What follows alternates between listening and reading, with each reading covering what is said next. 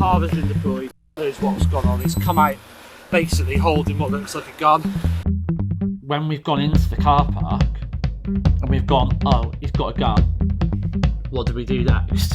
With red buttons, they've gone, right, I'm declaring it a firearms incident. And when it gets declared, you've got to leave. But we're trying to leave.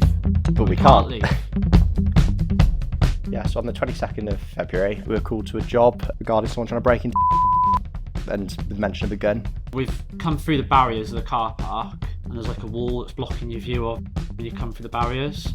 And as we've driven past and come to the end of the wall, we can see to our right there is someone fully masked up, all in black, and they're pointing something at us that looked like a gun. So when he's gone down to the trolleys prior to our arrival, he's wrapped, I think it was a jumper around his face, and then he's almost like started to, it looks like he's like psyching himself up. He starts bouncing up and down, like he then starts posing, he's kicking the trolleys, mimicking almost exactly the same thing as he's done when he's come up to the police car. Sort of takes a minute to engage with what's going on, and there's a sort of a figure, a person, all balaclavaed up, masked up, pointing something at the car, which you don't really want to take chances with. The second he's seen the car, he's just started sprinting towards the car, but still holding it out like that. And he was shouting at us, I've got a gun, I'm going to shoot you, I've got a gun. So I told Dan, like, we need to get out of here as quick as we can. So we drove off, and he kept on following the car, but then we got to the barriers the other side, where we couldn't get out of. We're trained in dealing with lots of things and aggressive people, but we're not firearms officers. To be honest, it felt like quite a while in the car. I was looking over my shoulder, Giving me a commentary on. I was like, mate, he's getting pretty close to us with this gun now.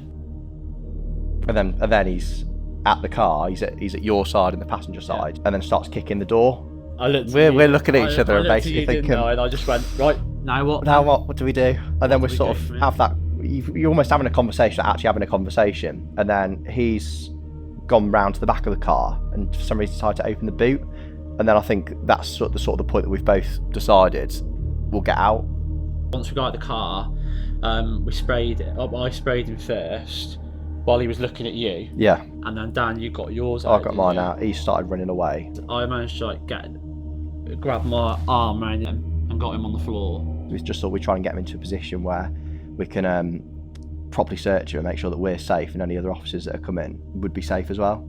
So once we've got him secured, I think that's when we've sort of unravelled and realised that he's just sort of adapted something in a way that would, quite easily mimic a firearm. Well, we then thought we need to ID who this person is, so we've taken his face off, and that was when we realised it's Matthew Sylvester.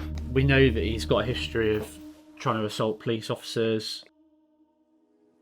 Looking back on it, it's like it's in slow motion, but at the time I remember thinking, you've got so many things going on at once, and you're trying to think of your safety, you're also trying to think of how to deal with the job as well. You've got that much going on in your head. It almost gets quite overwhelming reflecting on it. I don't think there's much we would have done differently to how we acted with the kit we've got, the training we've got. It's a pretty traumatic, not traumatic, but it's a pretty stressful situation to be in, because you're obviously, it's one of the few times, and I think you're probably the same, where you thought, I hope I make it back. That's probably the only job I've been to in my experience of police where I've genuinely, when he's at the side of the window and I'm sat in the car thinking I might not actually be going home tonight. And we've got no reason to believe that isn't real. You hear about all these stories of people that want to do police harm, and there's terror attacks and stuff like that.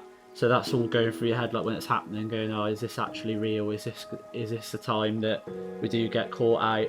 But I think, like, after it's happened, you just have to look and go, actually, these things don't happen that often.